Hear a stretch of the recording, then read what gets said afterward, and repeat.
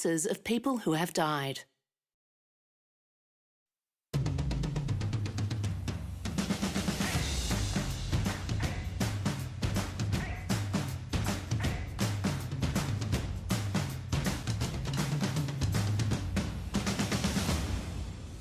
Hello, welcome to The Drum. I'm Stan Grant. Coming up, the Prime Minister calls time on Australia's longest-running military deployment, with all troops home from Afghanistan by September.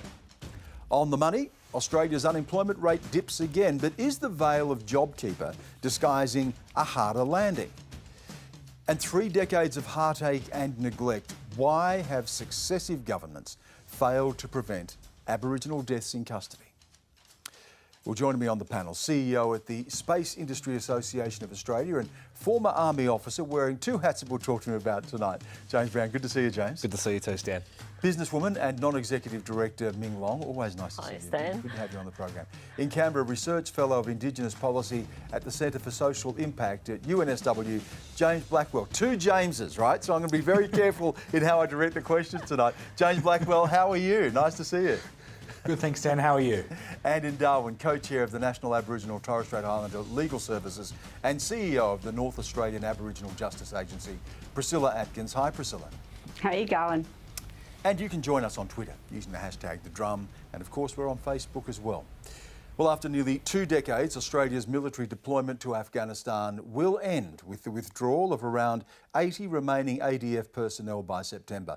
Now, that follows Joe Biden's announcement that all American troops will be withdrawn by September 11th. Of course, that's the 20th anniversary of the World Trade Center and Pentagon attacks that precipitated that war. Now, more than 39,000 Australians have served in Afghanistan, 41 killed during that conflict. And today, Scott Morrison spoke of their sacrifice.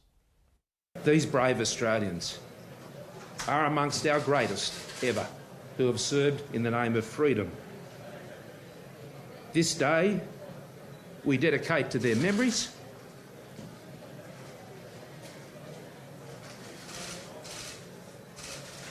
We think of their families, their friends, the life they would have lived, but they gave that for others they did not know. We can be so proud of them, of their service. James, you must be reflecting on that too. It's 20 years, the longest foreign conflict Australia has been involved in. It came with real sacrifice and real loss. When you hear of this now drawing down, what are your thoughts?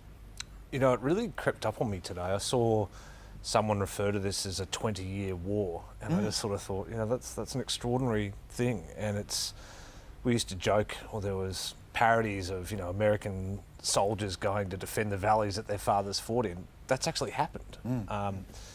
We've learned an enormous amount of lessons from this conflict. I think for the Australian Defence Force, we've learned a lot about how to operate with allies and in a coalition, but with our own independent strategy.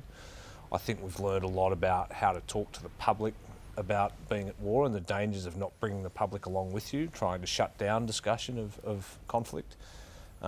Tragically, we've learnt how to deal with soldiers coming home in body bags. We didn't have processes for that when we first went to Afghanistan that were well established, so we had to build those processes to welcome those 41 Australians back home. And I think we need to do some hard reflection on how political objectives nest with the use of military force. Australia really went in 2001 because there was a reason to. Why we stayed so long, I think there are some serious questions. And that is the question about, isn't it? Was this really ultimately about trying to rebuild a nation and the ongoing commitment to that? And it does raise the question, is it worth it when the Taliban, which was toppled in the early stages of the conflict, will likely be back in some form of at least power sharing arrangement?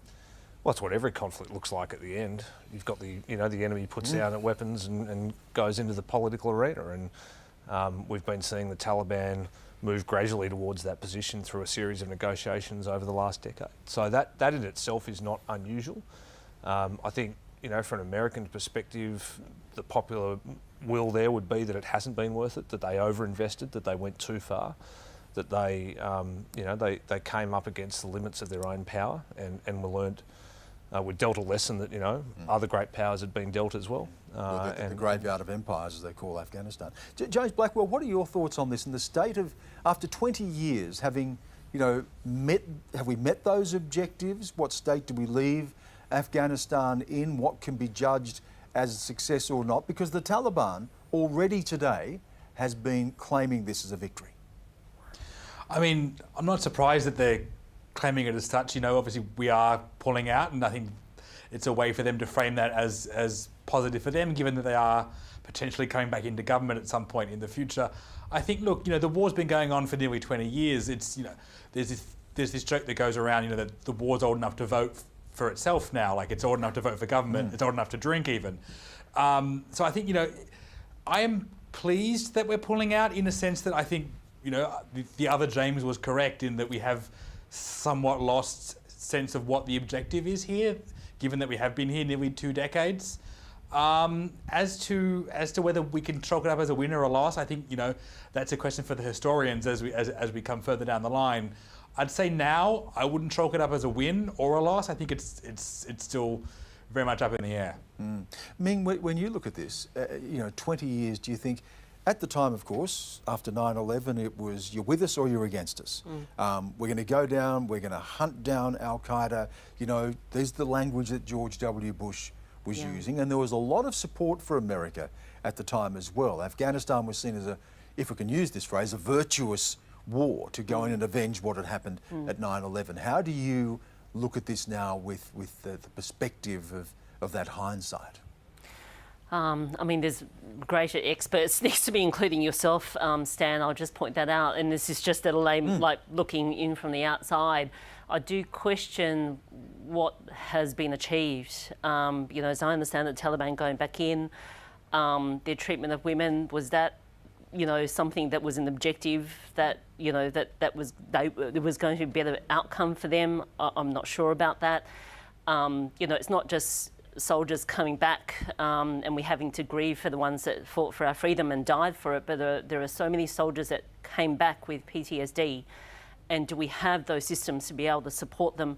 I'm not sure about that. That's certainly a learning that we can bring and forward. Of course, we're also dealing with, the questions now about the behaviour of some of our own soldiers. Absolutely. There, and inquiries into that as well. Yeah. And the thing is, some of these things is in some respects to be expected, because nothing in war is ever perfect, right? It's always dealing with the imperfection and the unexpected in so many respects. But, I do question what has been achieved, and the feeling that, okay, we're now leaving.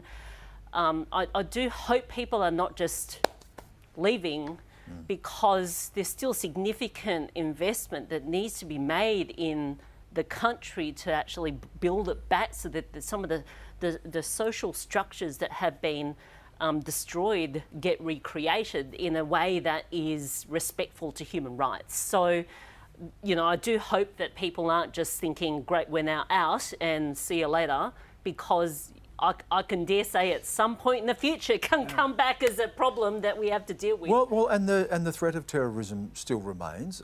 There are still Al-Qaeda cells there. There are ISIS cells there in Afghanistan as well.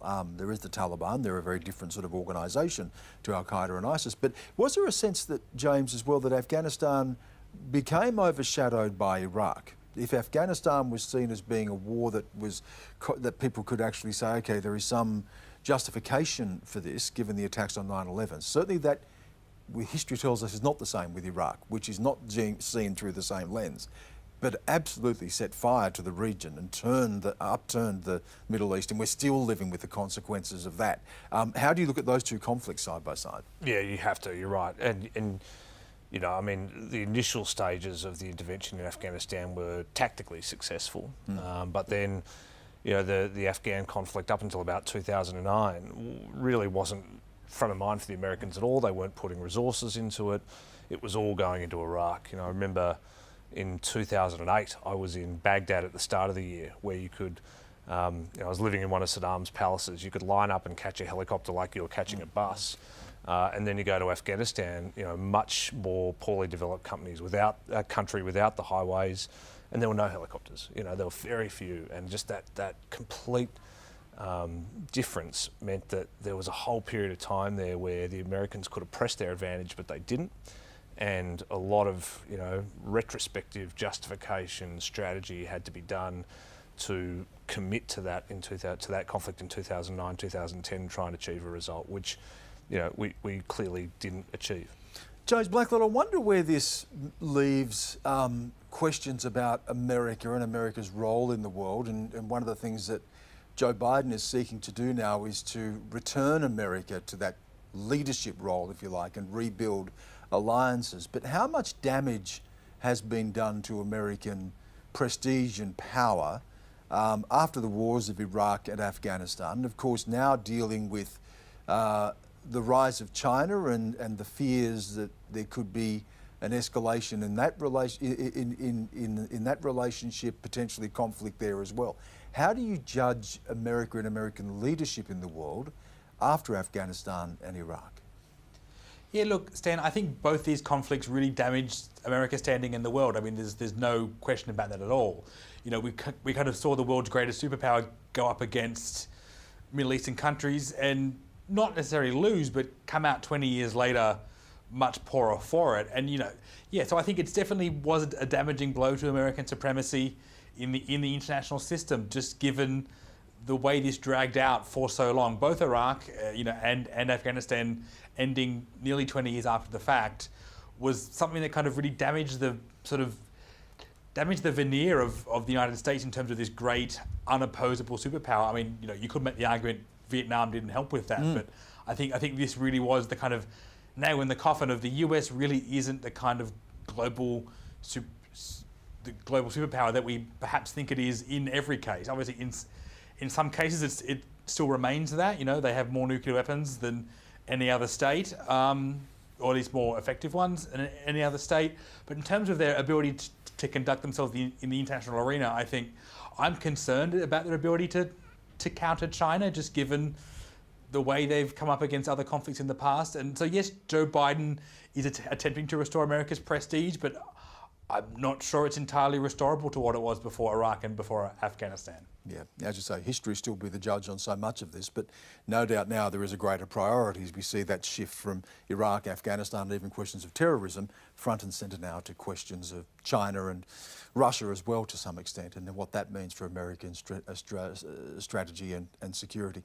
Move on now to domestic issue, and particularly our economy. Australia's unemployment rate has fallen once again. In March, it dropped by 0.2% to 5.6%. It's a long way from last June's rate of 7.4%.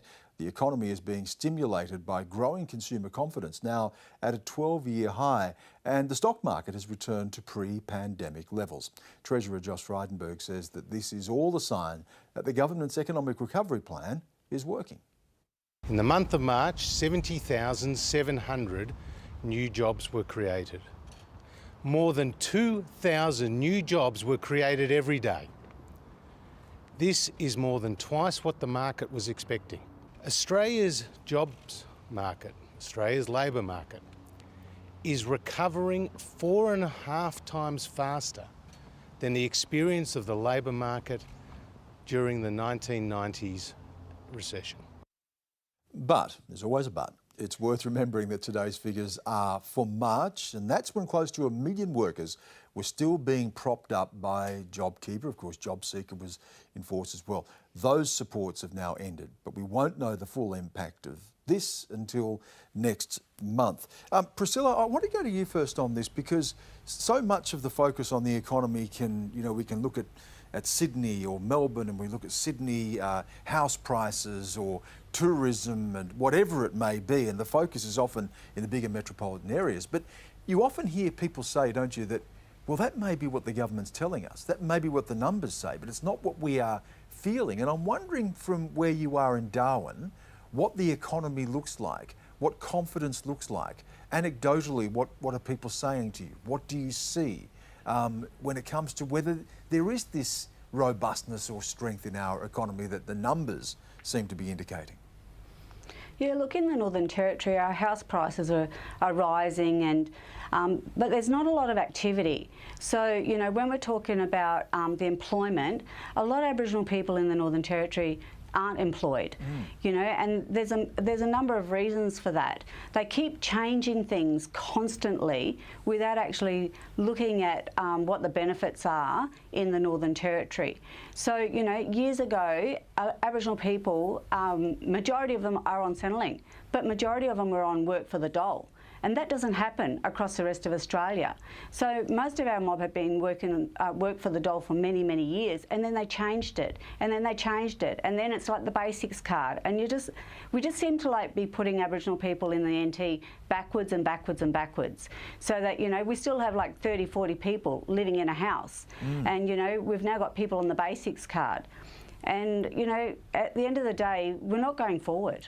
Yeah, it doesn't look like a robust and strong economy, doesn't it, if you're looking at it from that perspective. And Ming, I'm wondering too if, you know, Priscilla's correctly raised there in the plight of Indigenous people, who are the most impoverished people in the country, and we're going to come to those other issues in just a moment as well. But there are others who also fall through the cracks. You know, if you walk down the streets, you see more people begging for money, more homeless. I see more for lease signs on shop windows, shops that just...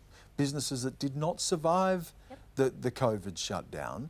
That is counter to the rosy picture you're hearing from the government. And then there's a question of youth as well, and youth unemployment. Yeah, so I mean, youth unemployment has pretty much got back to pre-pandemic levels, but it's 11.8%. And I am very concerned about the youth that came through graduation or whatever it is in the last year. We need to make sure that they don't migrate to the long-term unemployed, because that's an intergenerational issue then for that youth. And we do need to make sure that they are looked after, and we need to get that rate down for the youth unemployment. But you're absolutely right, for the rest of the economy, whilst we can look at these headline numbers and feel very good that, you know, compared to the rest of the world, we're actually not doing too badly. And I think, you know, the confidence that exists in Australia, because we've got through the pandemic so well, there's a bit of a pat in the back and we think, whoa, And a lot of pent-up demand. People have not spending their money, like not going to V-shaped restaurants, recovery. can't travel. You know, they spend money here. But how long does that last? And if you take away, and we're looking at taking away, well, we are in that process now, taking away the sugar hit, if I can use that term, of JobKeeper and JobSeeker, that layer of security that allowed people to get over the worst of COVID, and that's not there. We're not going to know what the impact of that is until the next round of numbers. Yeah, but it is, I mean, the strength of the economy is coming through at a really good time for that to be withdrawn. And New Zealand is a really good example, because they had that withdrawal of that sugar hit you talked about in that December quarter, and their numbers actually have continued to remain quite strong. So the come off of the sugar hit and the improvement in the economy is seemingly happening at a really good time. What we will absolutely miss is the people that fall through the cracks. So this is not going to help people who are on the unemployment queue, because we have not increased the amount that they're receiving, and we're leaving them in entrenched poverty. There's a lot of people we are leaving in entrenched poverty. And if we actually want a sustained growth outcome for Australia, we need to move those people from below the poverty line into middle Australia. And we will get the best sustainable growth from that move. The other piece I think that's important to sort of recognise now is that even though we've got this growth coming through, on all of the boards I'm on, we are investing a lot of money in digital IT. There's a lot of transformation happening. So the jobs of the future we thought was coming through at a certain pace, COVID has accelerated that. So my appeal to people, go back to your lifelong learning. There's going to be a lot of disruption and volatility in terms of companies that survive, companies that don't survive. You need to be more mobile and agile in terms of what skills you have so that it meets future demand. And that also applies to climate change. So in this next decade, we will migrate away from fossil fuels. They will become stranded assets. Do not become stranded employees of those assets as well. Move to renewable energy, because that's booming. That's going to pick up the slack. So there's a lot, I think, that we as employees can do with our own learning to make sure that we can meet the requirements of future employment. James, I'm wondering, do you have any thoughts on what a post-COVID economy or a post-COVID world looks like, because there has been a lot of transition, and Ming just touched on some of it there, but the way we work, more people working from home, we know that there is more evidence that people are now saying, well, I can move from the city to the regions. There are opportunities to work at long distance and commute longer distances, to have better internet and better amenities and facilities, and that's boosting real estate in regional areas as well, and a more diversification of jobs and a broader spread geographically of jobs. What does this COVID, post-COVID economy, society look like? Thanks for saving the easy question for Oh, me, no, that's Stan. right. Well, you're the one looking into space. You're providing jobs through space as well. Look, I don't know. I mean, look, maybe this is... I think the Treasurer's done a great job of getting Australia through this in the face of a lot of unknowns. Maybe this is the best case scenario. It still feels too good to be true to me. I don't think we really know, what the structural damage to the foundations of our economy has been. There's a lot of renegotiating going on right now. We're renegotiating the employee-employer contract, right? Is it your right to work from home or your privilege to work from home? Some firms are saying, we're going to give you a pay cut if you work at home. Other firms are saying, we're going to give you more money to cover your home office stuff. So there's a lot of that sort of renegotiating going on. I think it's amazing some institutions just haven't changed at all. Schools haven't changed at all going through this COVID, right? They had an interruption, but the fundamental nature of education in that way hasn't changed. Universities, on the other hand, huge change. There's going to be a lot of change in universities. So, and we don't, I think the single thing that is going to determine most what our economy looks like is the rate at which travel and the timing of how travel gets reopened up. Because it's a stage where everyone's locked down, we're doing comparatively well. But at the point where travel starts to open up, we're going to face, the distance is going to become a problem for us again. And what does that mean? You wanted to say something about that, didn't you? Yeah, I mean, the education piece, I would be dismayed if we are not changing how we educate our kids. I mean, I'm on the board of Chartered Accountants, and what we've got coming through in our new program to educate chartered accountants coming through is completely revolutionary in terms of how we teach them. It's both hybrid, so it's in person, but also online, because we know that our employees in the future, or certainly the accountants in the future, have to have these skills that meet the future demands. So you can't just expect to just work from home. You have to be able to deal with people. But you can't just expect to work from work, because you also have to be able to work from home. How we teach the kids are completely different. The skills we have, the soft skills, which in the past, maybe we've been focusing so much on the technical, is completely now, front and centre with what we're teaching these kids coming through. So if we are not using COVID to revolutionise how we educate our children to meet the needs of the future, then we are doing them a great disservice. James Blackwell, there's a question I want to ask you on a geopolitical level and how that impacts on economies. Now, I want to just come to you in just a moment, but I do want to go back to Priscilla on this. Just listening to this conversation, Priscilla, about education, about being more mobile and agile, about getting services to people, about getting better infrastructure to communities. If you look at the communities that you were talking about, this is front and centre, isn't it? Better infrastructure, better facilities, better educational outcomes, better healthcare, and to people who are living in much more remote circumstances. Yeah, and these are basic essential services that should be delivered out to remote communities. And the most disappointing thing is there has been a lot of money. There has been a lot of money poured into the Northern Territory from the intervention, from Stronger Futures, but it just doesn't hit the ground. So, around Australia, people will see all this money pouring into the NT. You will go to a remote community and the number of houses that have been increased, you can count on your hand. It's really disappointing. Money isn't spent properly in remote communities. Now, that geopolitical question, James Blackwell, you touched on this before when you talked about China vis-a-vis the United States, and of course one of the things we remember from the last budget, when we're looking at our growth projections, and Josh Frydenberg made it very clear that part of our growth projection was based on China continuing to grow and coming out of COVID growing at around 8 to 9%. It is by an enormous margin our biggest export market. It is what has helped see us through the worst of the Asian financial crisis, the global financial crisis, helped underpin 30 years of uninterrupted economic growth, and now we are seeing, we're seeing bans put on beef and barley and wine and crayfish and coal, and as this relationship deteriorates. How critical is that relationship and getting that on track and being able to restore that relationship if we are going to continue to enjoy the growth that's being projected? Asking the hard questions tonight, Stan. Wow. Yeah, look, that's only because you've got the answers, James. I know you do.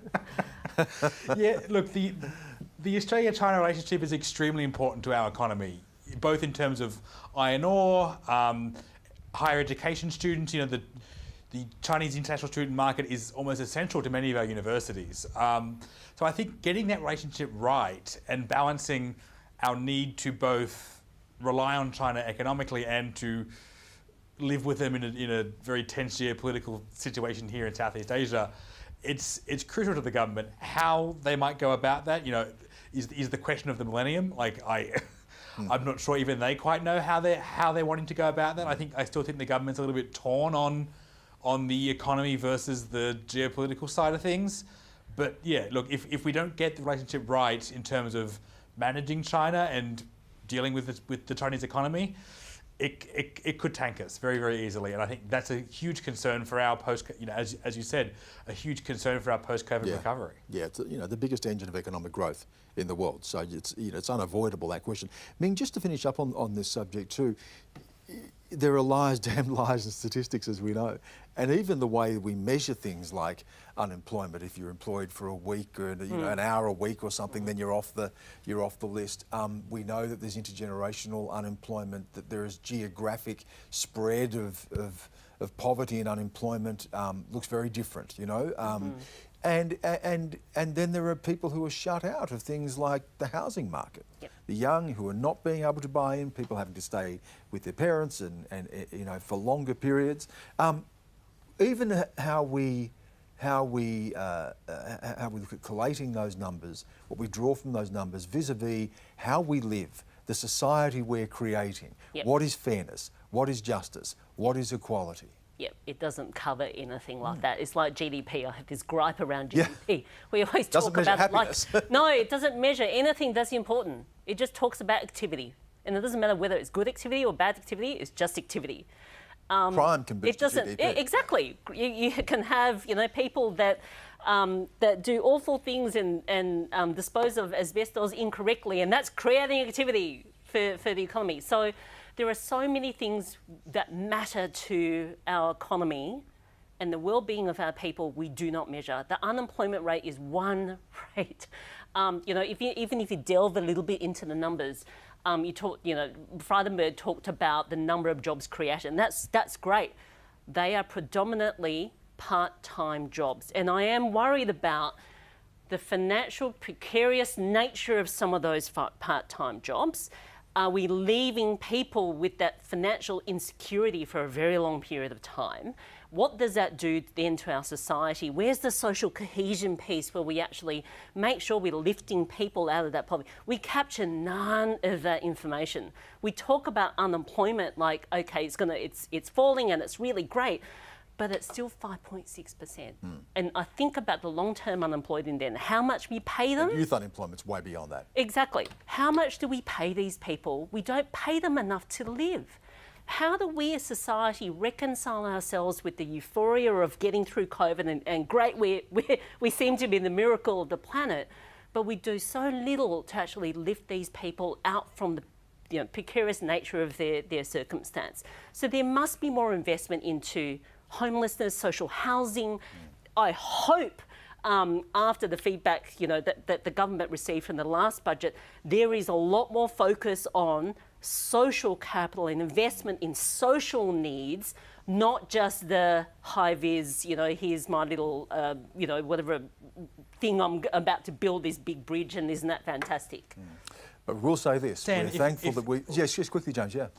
If I could jump in there, look, I think Ming is entirely correct in terms of we do need greater investment in social capital, and it's important we can, pull people out of poverty. I think with that, it's important to remember that with the government cutting JobSeeker back to its pre-pandemic level, that is essentially returning people to poverty. What the increase to JobSeeker did was lift the rate for the first time above the poverty rate. So I think it's important that when we frame the debate around the sugar hit of JobSeeker increase and JobKeeper, that by removing those, the government is forcing people back below the poverty line and back below into precariousness. And I think it's important that we frame the debate that way, so we understand that the government very easily could, and as they've shown did, lift people out of poverty and perhaps should continue to do so going forward. Thank you, James. Well, you're watching The Drum, and with me on the panel, our CEO at the Space Industry Association of Australia, James Brown, businesswoman and non-executive director Ming Long in Canberra, research fellow of Indigenous Policy at the Centre for Social Impact at UNSW, James Blackwell, and in Darwin, co-chair of the National Aboriginal Torres Strait Islander Legal Services, Priscilla Atkins.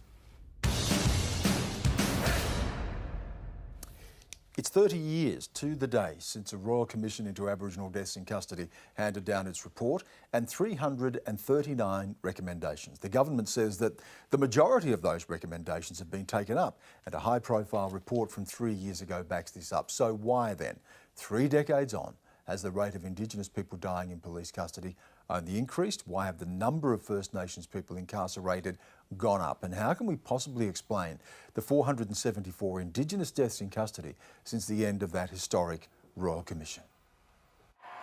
And we are here today for justice, everyone, justice. Justice. Justice. Too many Indigenous people continue to die in Australia's jail. If they say they can't breathe, they cannot breathe. We have to believe that. About 200 people took part in the march, which started... It's 30 years since Australia's national reckoning over the systemic issues that lead to Indigenous deaths in custody. But there's still confusion over the legacy of the report. In particular, how many of the 300 plus recommendations were implemented. The government has one view. It's also true to say that of the recommendations of that report, 91% have been fully or mostly implemented, 8% have been partially implemented, and only 1 was not. And a widely referenced report from Deloitte Access Economics found that more than 60% of the recommendations have been implemented. But these findings are disputed. Things aren't going to change because the people who hold the power at the moment, the people in leadership, won't show us that leadership by meeting with the families and implementing in a meaningful way the recommendations. And a report today claims that most of the findings have not been implemented in a meaningful way, and some are directly contravened by government policy.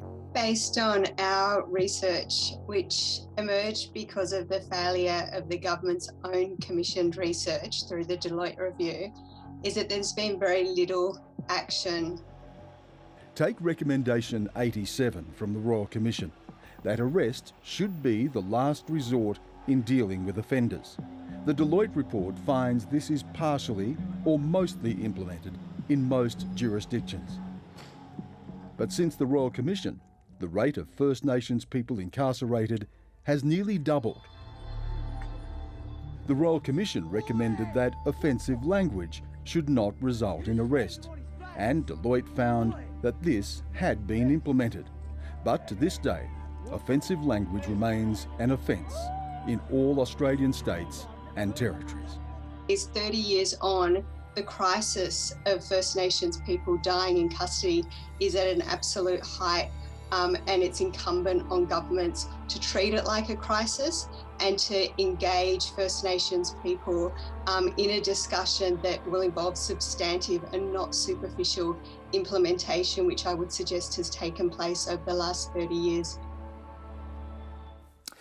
Priscilla Atkins, I want to just go to you first of all on this, and you can hear in that some of the recommendations implemented, others not so, perhaps not meaningfully, but the bottom line is we're looking at a situation where the rate of Indigenous incarceration has increased by almost 100% over that 30-year period, and people keep dying in custody. And it just comes back to that simple question, doesn't it, of why and what can be done?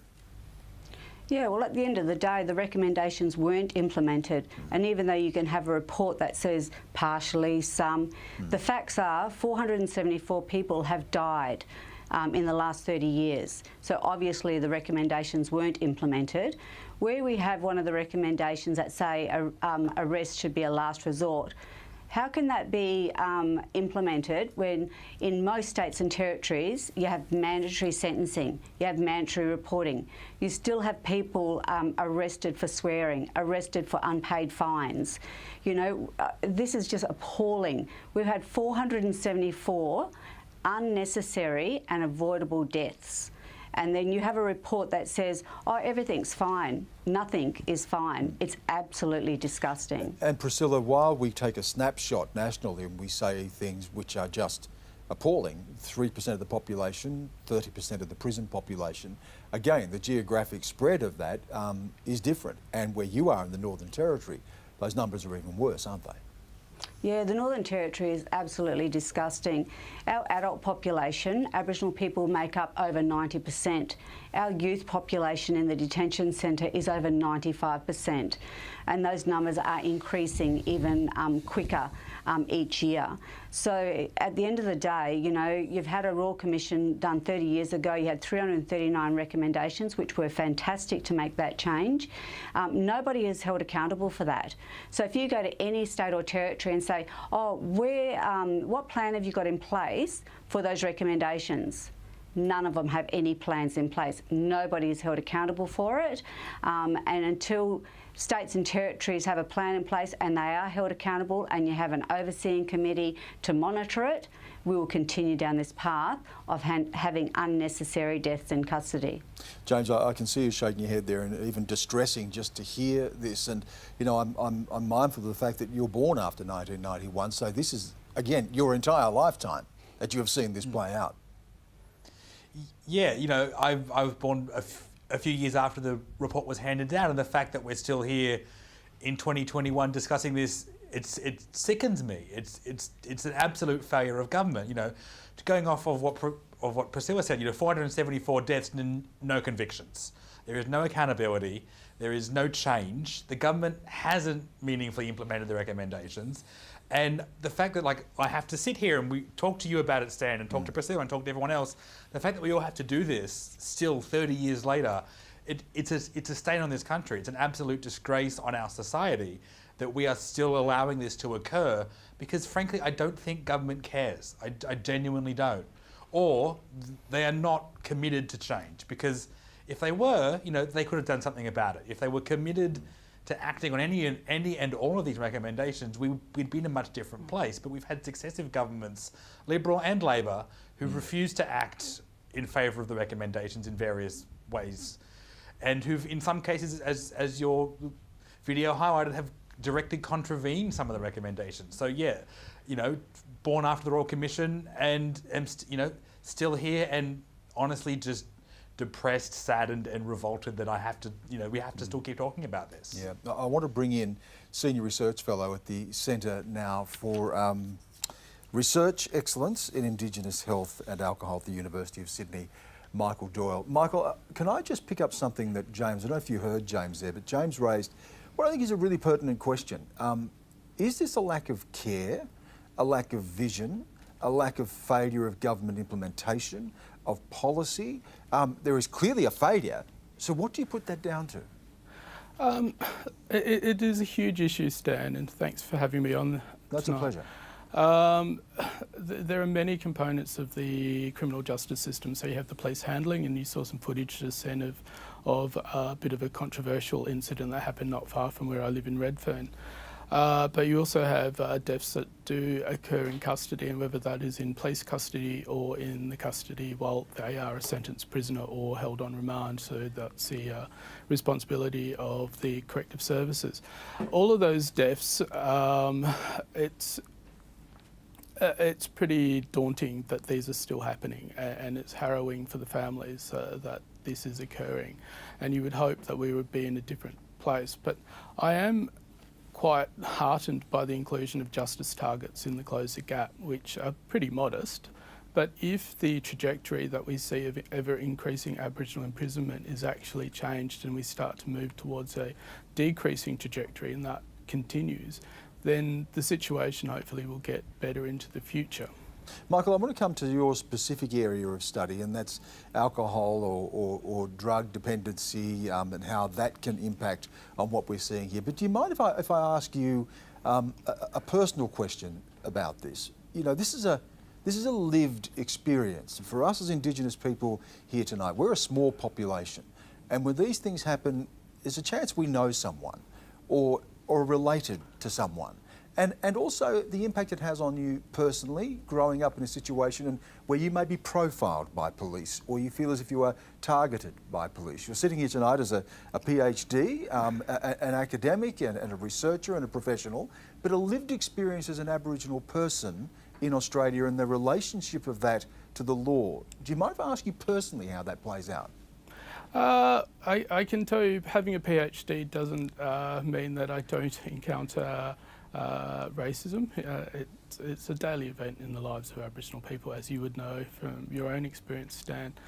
But what having an education has done for me is I've gotten better skills to be able to deal with those incidences when they happen, and I know how to push back. And if you don't have those skills, and it could escalate very quickly if you have a situation which could be a bit confrontational.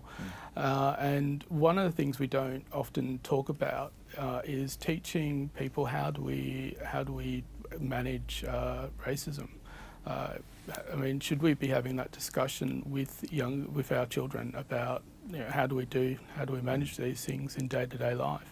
Yeah. Can I ask you about your specific area of study now and the role of alcohol or drug dependency and how that then is represented in these numbers that we see, both in people who are arrested and for what crimes people are arrested for, levels of incarceration and what happens when people are behind bars?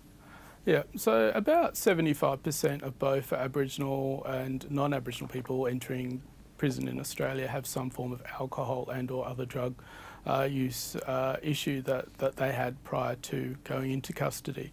And those figures are pretty standard for around the world. Similar figures in the US, about 75% of their prisoners there have had that same history.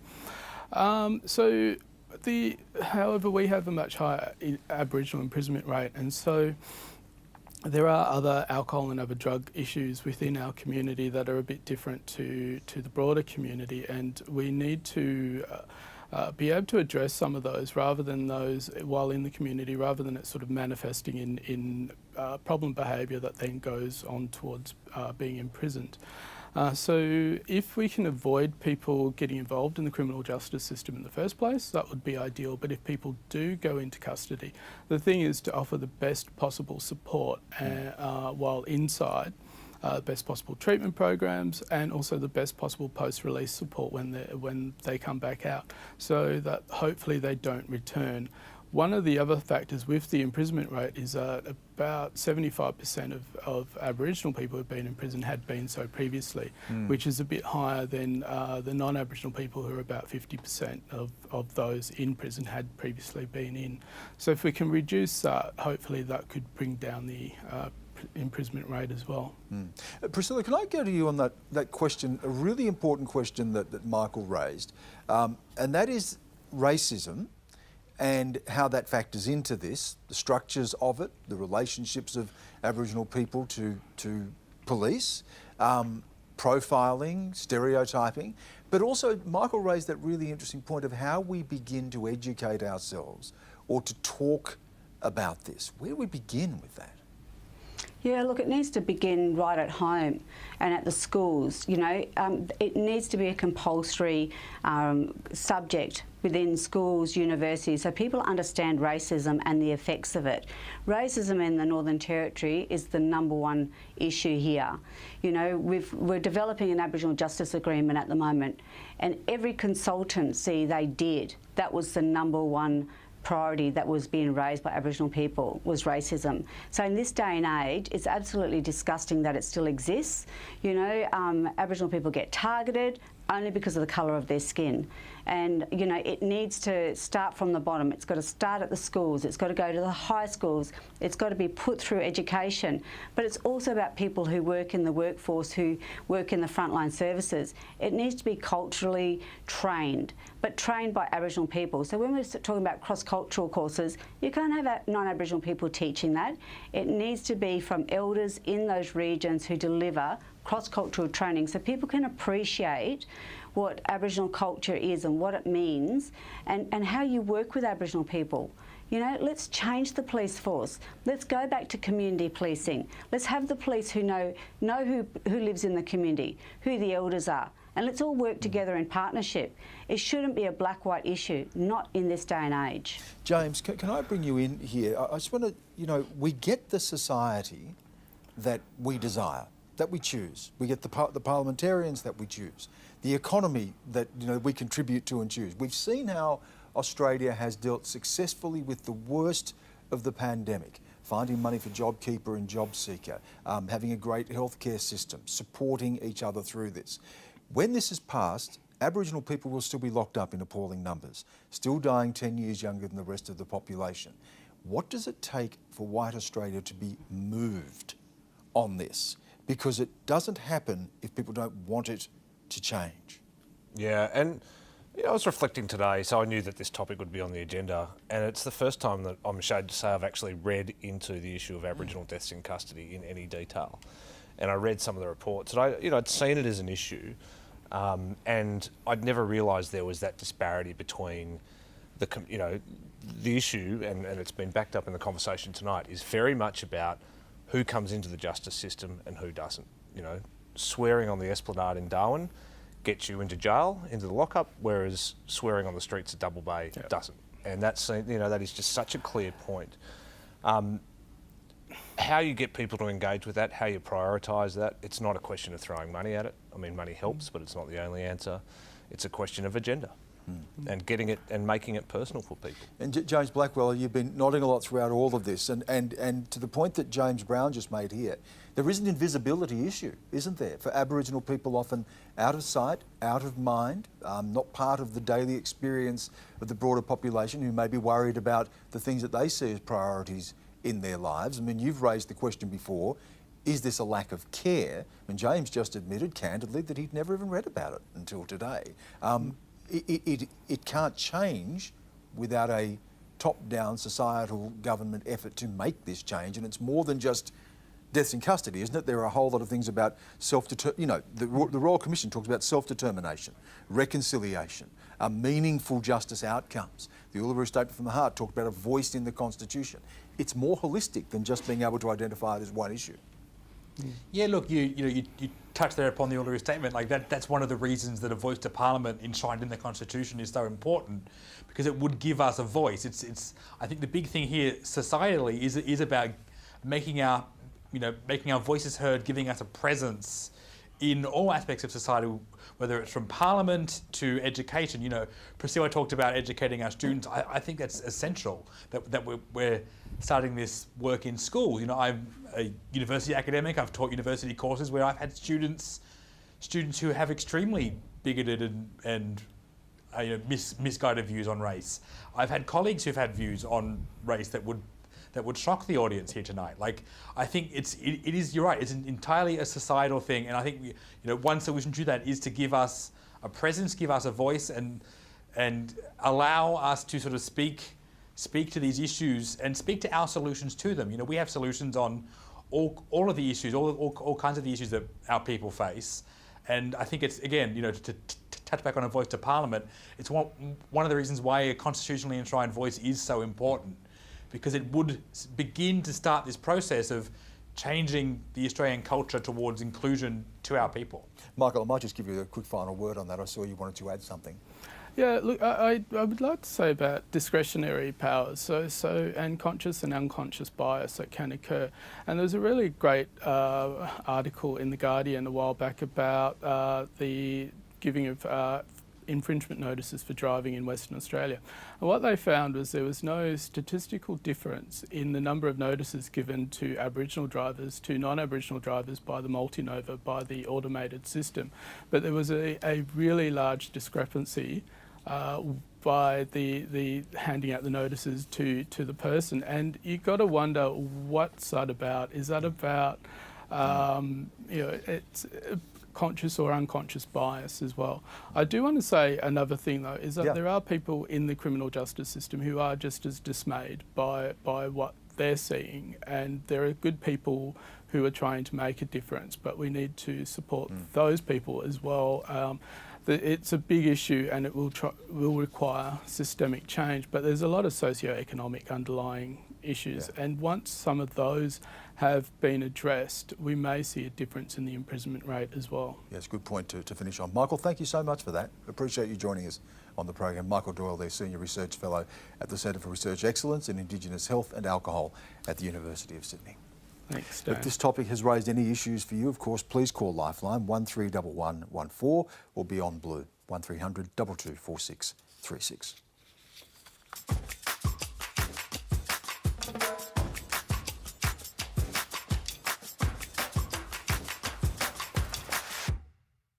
On the 12th of April 1961, Russian cosmonaut Yuri Gagarin became the first human to journey into space.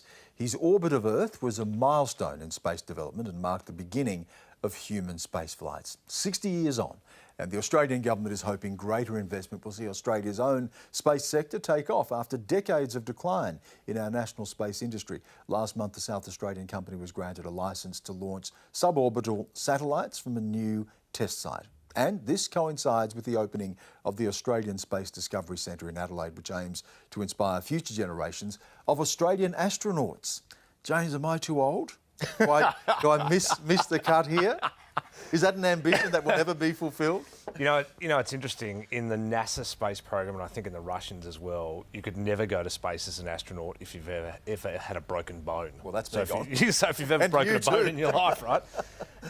But now, so the European Space Agency put out a call for 20 astronauts this month for their new program, and they made it really clear that they're willing to accept disabled astronauts. You know, there's no reason why we can't think about that, because more people are going to be going into space, whether it's to the moon or to Mars, and we're going to need to think about, broadening the aperture of who can do it. Why is Australia getting back in now? What attracted you to this?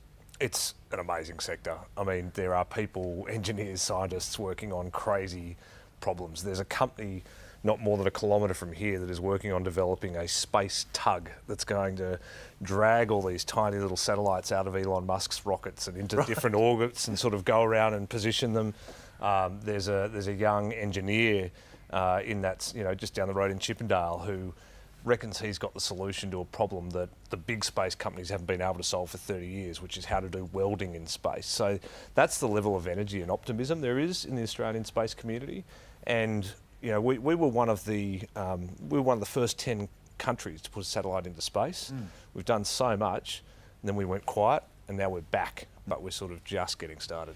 Priscilla, one of the things that I was astounded to read today when I looked into this was this will create up to 20,000 jobs. And a lot of Indigenous communities, particularly around the Woomera area in South Australia, were really anxious to get engaged in this. And of course, for our communities, Aboriginal communities, our own long science tradition and understanding of the universe as well. Is there an opportunity here? And you were talking before about creating opportunities in more remote areas. Is this something that there could be possibilities?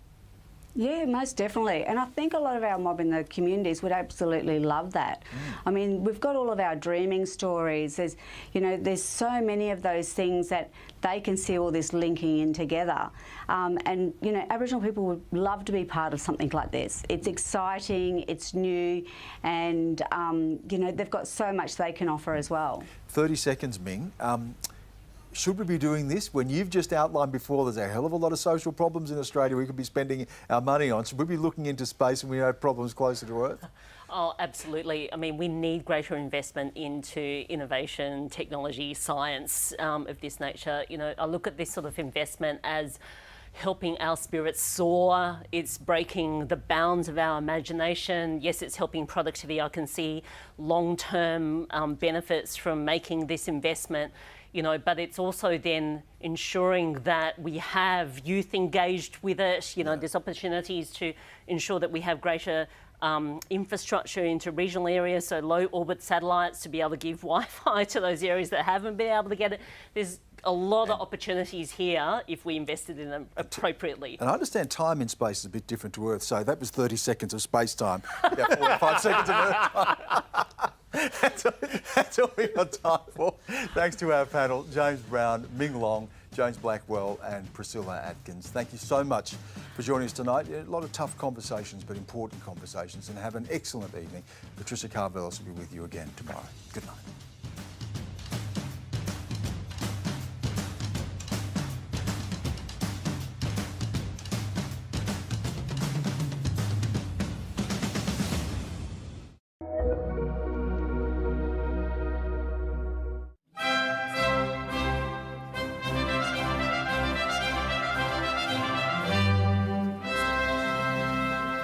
Welcome back to Partington Hall. It's been a wonderful day for antiques collectors, but we couldn't leave you without showing you this exquisite piece brought in by the charming Phoenix. Phoenix, what do you have for us today? I think it's a book. Oh, my word. I haven't seen one of these in over a year. What is it? This, Phoenix, is a passport. A passport? It would appear so, early 21st century, if I'm not mistaken. Do you mind if I... Yes, you can see it's got your name on it here, the expiry date, and the craftsmanship of the hollow